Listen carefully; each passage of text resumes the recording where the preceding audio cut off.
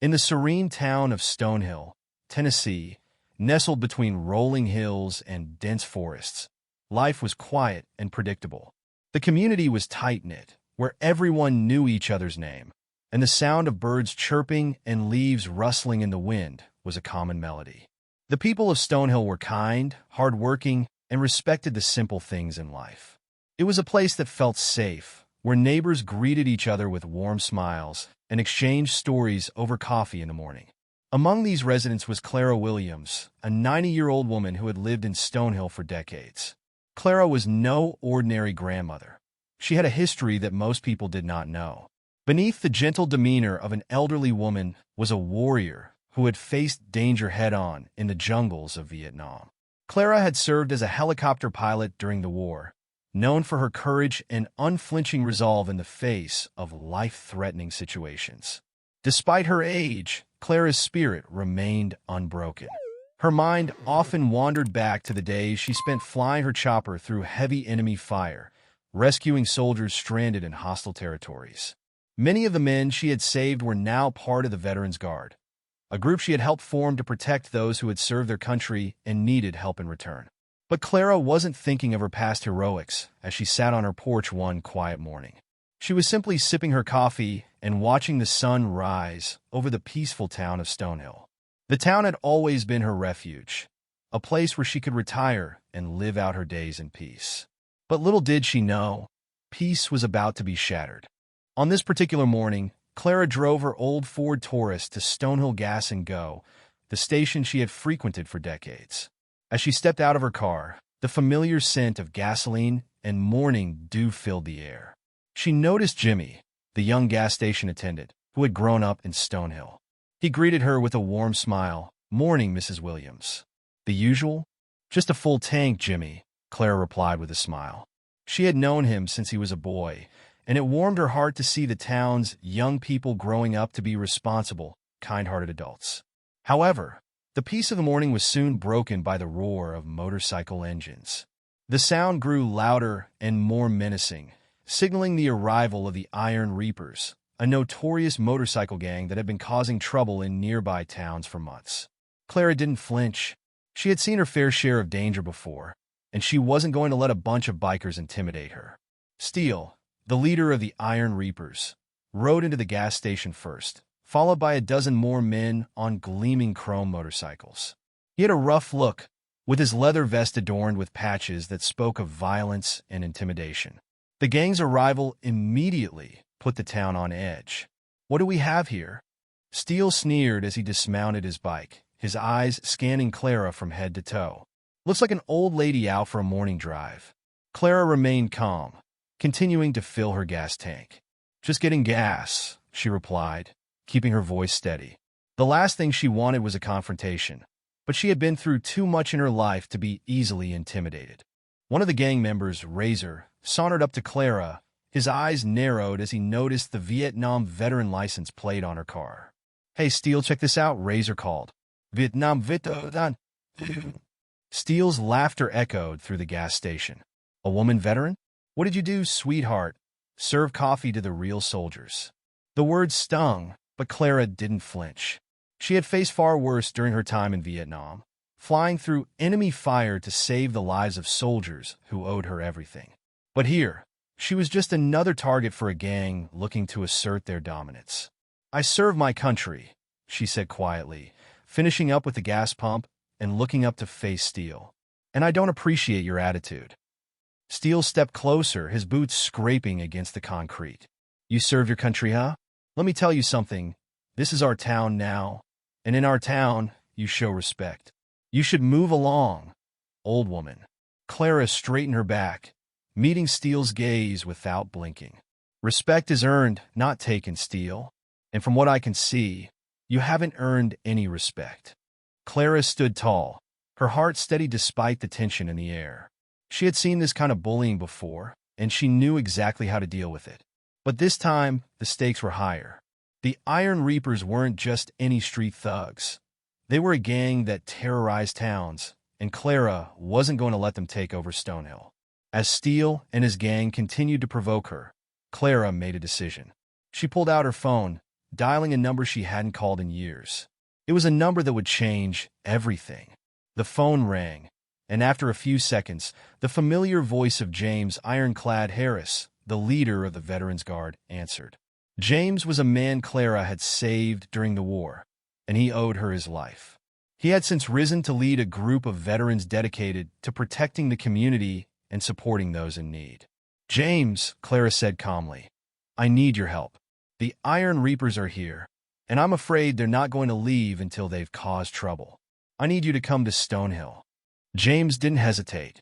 We're on our way, Clara. Stay safe. We'll take care of this. Within hours, 50 veterans from all over the country, many of whom had served alongside Clara, arrived in Stonehill. They weren't just bikers. They were trained combat veterans skilled in tactics and strategy. Their arrival sent a clear message. This town wasn't going to be bullied.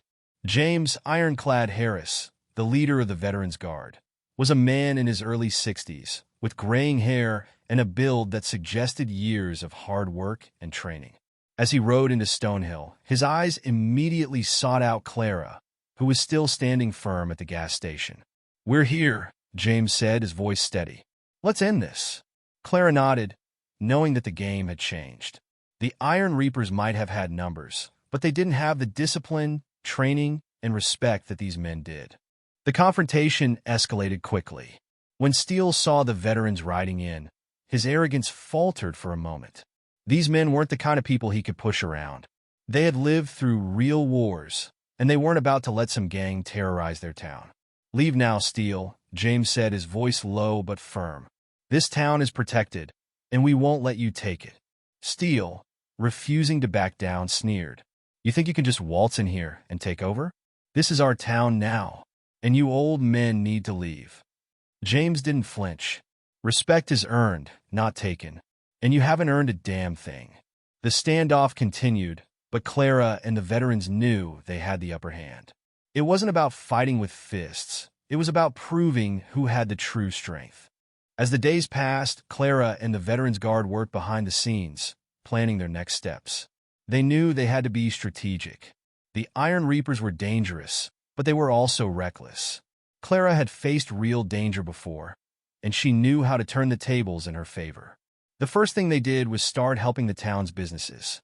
The Iron Reapers had been extorting money from local shop owners, threatening them with violence if they didn't pay for protection.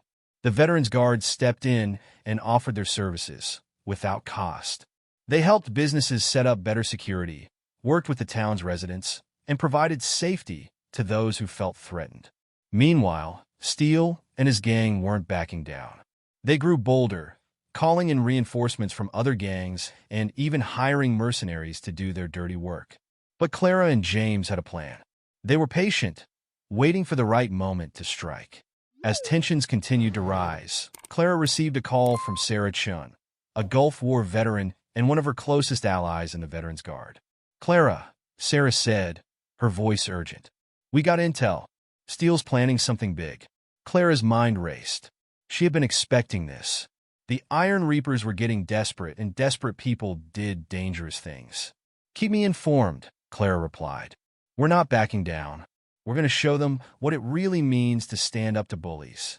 The time had come. Steele and his gang had grown more reckless, and they were now actively terrorizing the town. They had set fires to several businesses, destroyed property, and even attacked some of the townspeople.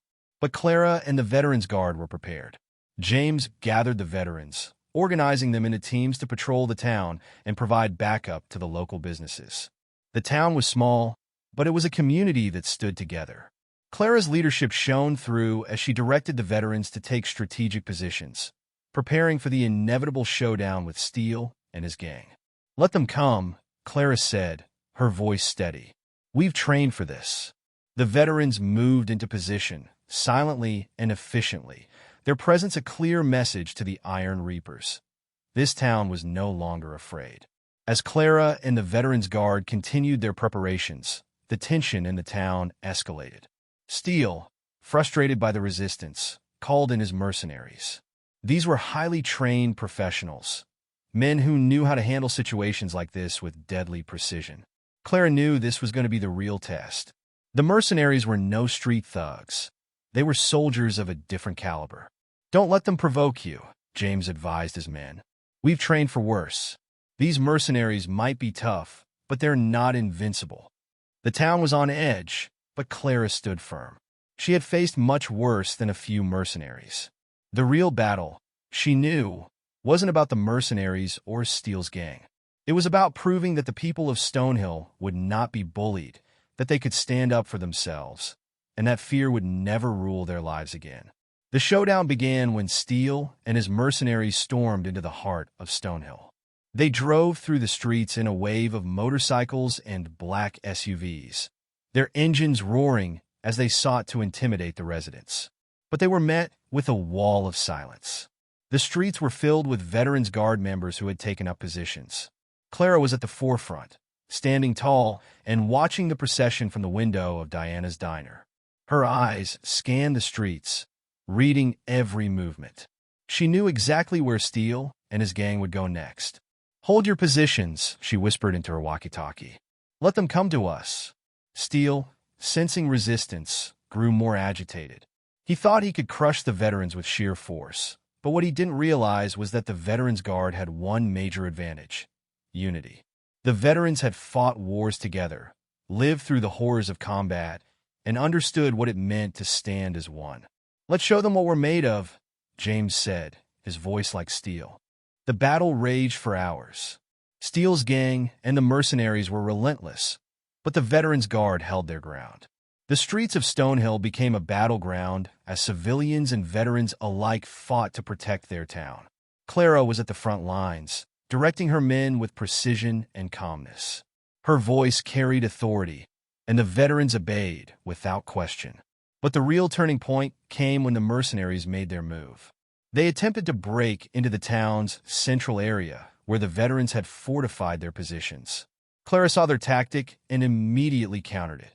"They're trying to flank us," Clara said calmly, her eyes narrowing as she observed the movements. "Move the reinforcements to the east. We'll catch them in the crossfire." James, standing by her side, nodded in agreement. "Let's do it." The mercenaries were highly trained, but they were not accustomed to the kind of warfare the veterans had mastered: guerrilla tactics, surprise, and the ability to fight not just for survival, but for something greater: honor, duty, and the people they had sworn to protect. Steele, however, was becoming desperate. Realizing that the veterans were outmaneuvering him, he decided to take drastic measures.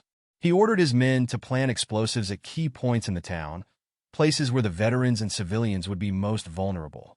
Clara, seeing the danger, immediately contacted James. "We need to stop them before they set off those bombs," she said urgently. "They're trying to destroy everything we've worked for." James' face hardened with determination. "We won't let them. Get the word out. We're going after them now." With that, the veterans moved quickly and quietly, setting a trap for Steele and his gang. They knew the streets of Stonehill better than anyone, and they used their knowledge to outsmart their enemies. Within minutes, the mercenaries were surrounded, their escape routes blocked by the veterans' bikes. Steele, realizing he had been outplayed, panicked. "No one's taking this town from me," he screamed. "I'll blow it all to hell if I have to." But Clara was ready for him. "You're not blowing anything up, Steele," she said calmly as she stood face to face with him, her voice unwavering. The standoff was tense. Steele stood there, his hand shaking over the detonator. For a brief moment, Clara saw something in his eyes, a flicker of doubt, perhaps fear. He wasn't as invincible as he thought. Clara knew Steele wouldn't back down without a fight, but she also knew that true strength wasn't about brute force. It was about who you protected, who you stood up for, and who you cared for. Clara had learned that lesson during the war, and now she was about to teach it to Steele.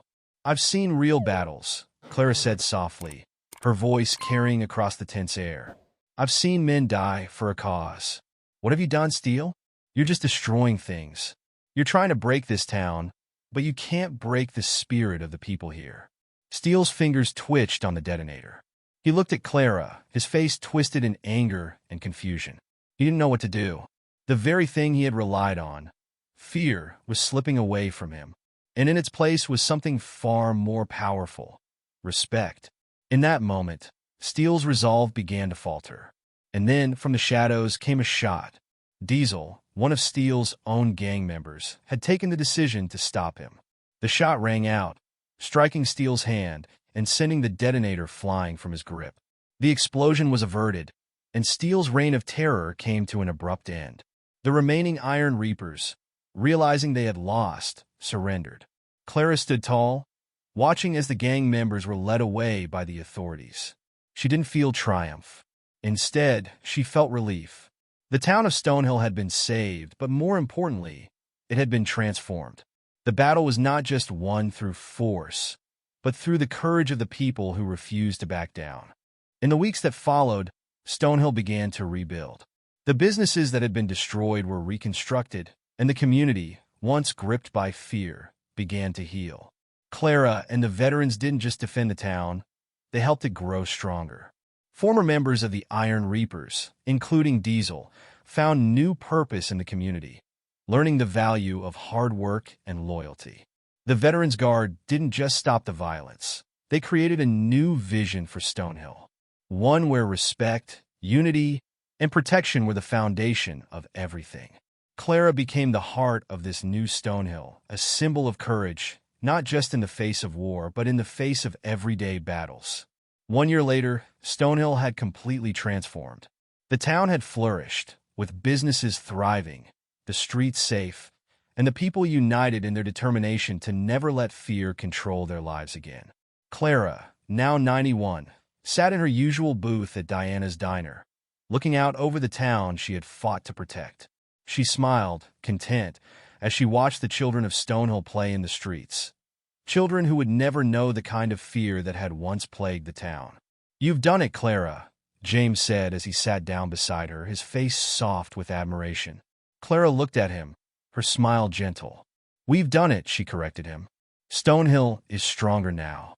Not because of what we did, but because of what the people here have done." And with that, Clara's legacy lived on. A legacy of strength, unity, and the power of change.